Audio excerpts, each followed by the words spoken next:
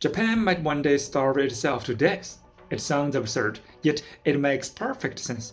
The story begins in the summer of 2023, one of the hottest Japan had ever seen.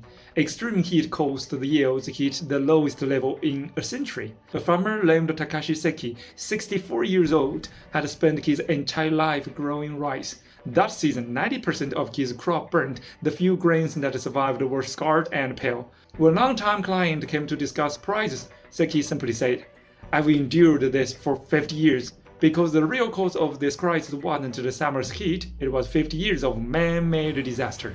In the 1970s, Japan's economy was booming and its diet westernized. People ate less rice and more bread, steak, and pasta.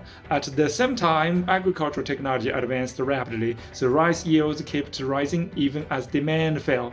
The government, afraid of farmer unrest, introduced a policy called Jintan, literally reduce acreage. It paid farmers to plant less rice, so a whole generation of rice farmers like Seki was forced to suppress their instincts and watch their paddies go idle. The policy kept the prices stable, but it drained the life out of Japan's agriculture. 54 years later, the nation's total rice output is one-third lower than it was in 1961. Until now, you have to know who is behind it. A capital giant, the Japan Agricultural Cooperatives, or JA. It controls known fertilizers, insurance, and sales, the true shadow government of Japan's countryside. Even after the Jintan policy was officially abolished in 2018, JA kept its grip, simply changing the name of the program while continuing to push farmers toward growing low-value feed rice through subsidies. So when climate change brought disaster years, Japan discovered it had lost even the ability to plant more rice. The heat waves ruined quality, a surge in tourism spiked demand, and a panic buying emptied shelves.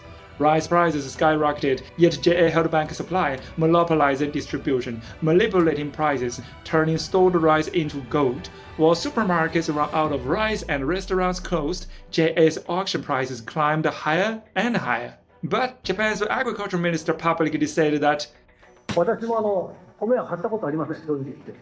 支援者の方々がたくさん米をくださるんだけどね、もうまさに売るほどあります、私の家の食品庫には。The remark caused the public outrage, and he was forced to resign, plunging politics into turmoil. The government rushed to import American rice, but Japanese consumers refused to eat it because it wasn't Japanese rice.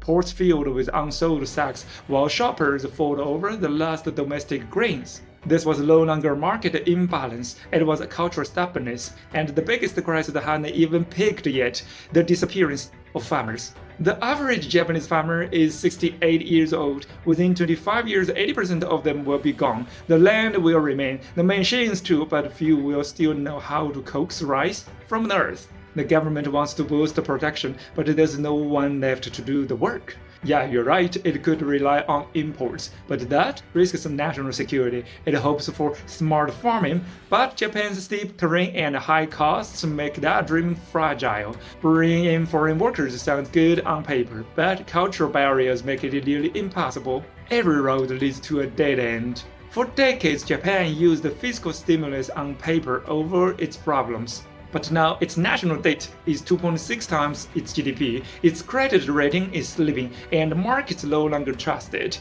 The world is quietly betting Japan might last another 10 years, but not 40. And when America, its patron and master, continues to decline, it may once again turn on Japan. After all, when a master is starving, what does he do with his fastest sheep? Japan, a country once defined by rice, is reaching a tragic irony.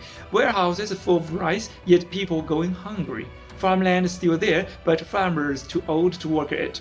When Takashi Seki stands by his fields, dry wind whispering through cracked stalks, perhaps he wonders which will die first, his rice or Japan itself. For over 30 years, Japan's economy has stagnated under US pressure. Now this rich nation faces the possibility of hunger. Unbelievable, right? Maybe, but in a world ruled by capital, any country under its control eventually shares the same fate. So, what do you think about the United States of America, which also controlled by capital? Follow me, an Eastern perspective, to see the world.